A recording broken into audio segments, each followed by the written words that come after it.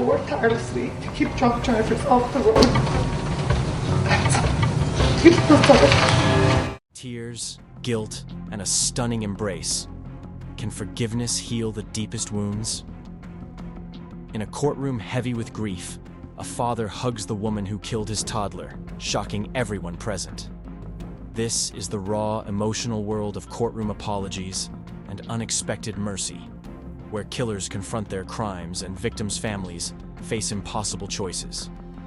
Today, we unravel 3 gripping cases: Valerine Kaliahano-Nittle's deadly DUI crash in Hawaii, Trey Alexander Relford's brutal murder in Kentucky, and Louis Prinzo's tragic wreck that stole 2 young lives.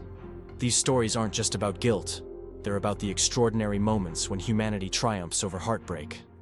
Next, we travel to Lexington, Kentucky, April 2015, where a pizza delivery turned deadly. Trey Alexander Relford, a 23-year-old with a troubled past, was one of 3 men involved in a vicious crime at an apartment complex. Salahuddin Jitmood, a 22-year-old Pizza Hut delivery driver, arrived to drop off an order.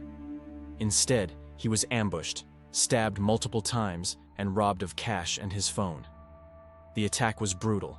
Salahuddin bled out in the parking lot, his life stolen in a senseless act of violence.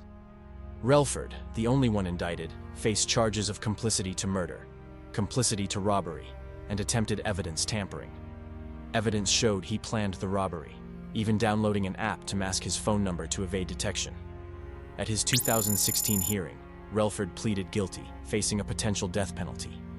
Standing before Judge Kimberly Bunnell, he expressed deep remorse. "I'm so sorry for what I've done. I'm sorry about what happened that day, but I do applaud you, because it takes a powerful man to know that somebody has hurt them." Abdul Munim Jitmood, Salahuddin's father, took the stand. Grounded in his Islamic faith, he spoke of forgiveness as the greatest act of charity.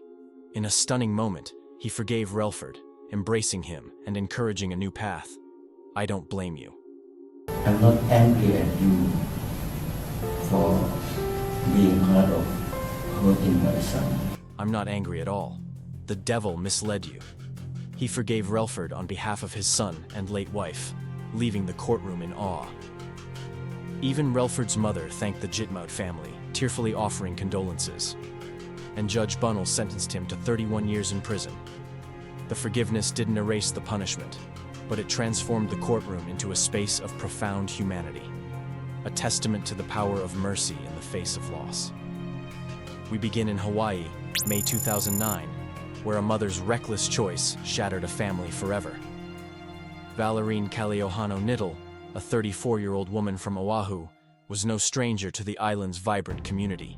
But on May 17th, her life veered into darkness. With a blood alcohol level 3 times the legal limit, Valerine sped through a red light in her pickup truck, barreling into a car carrying 17-month-old Aliyah Braden and her mother, Mayvalen. Aliyah, a bright-eyed toddler, died on impact, her tiny life snuffed out. The scene was chaos, twisted metal, flashing sirens, and a community in disbelief. Valerine, arrested at the scene, faced charges of first-degree negligent homicide and first-degree negligent injury. At her 2010 trial, the courtroom was a crucible of pain. Wayne Braden, Aliyah's father, stood outside clutching his daughter's blanket, his voice breaking. "She's gone." "She's gone." Inside, he held a photo of Aliyah, his grief raw as he faced Valerine. She took the stand, tears streaming, her voice trembling with shame. "I'm so ashamed of my crime. This will never end for me. I'll never forget what I've done." Her guilty plea and apology were heartfelt, but nothing prepared the courtroom for what came next. In an act of staggering compassion, Wayne approached Valerine and embraced her, a moment that left no dry eye in the room. Even Judge Elizabeth Strantz was moved, noting the exceptional display of humanity. Valerine was sentenced to 10 years in prison, ordered to pay restitution for medical and funeral costs, and vowed to live sober, dedicating herself to preventing others from her mistake. But for the Bradens, forgiveness didn't erase the void Aliyah left behind. All of the milestones, her college graduation, her first position in a career, Finally, we turn to a devastating crash on Interstate 95 in Virginia, October 2012, caused by a young man's deadly choices. Louis Princeau IV, a 24-year-old from Richmond, was driving under the influence of painkillers. His erratic driving led to a horrific collision, killing 2 teenagers. Meredith Smith, a 17-year-old with dreams of attending Princeton, and Lane Burnside, also 17. 2 others were injured in the wreck. Meredith's father, Robert Smith, spoke at the 2013 trial, his voice heavy with grief. "This accident took from me all the milestones. Her college graduation, her career, her children." The courtroom was silent, every word a weight. Princeau, overcome with guilt, read a prepared statement. "Not a day goes by that I don't suffer from the guilt. There's nothing I can do to fix this horrible situation, but I accept responsibility." His remorse was palpable, but the victims' families did something remarkable. Robert Smith acknowledged Princeau's apology, saying, "We understand people make bad decisions. He'll forever be in our prayers, but there has to be punishment." The balance of mercy and justice struck a chord.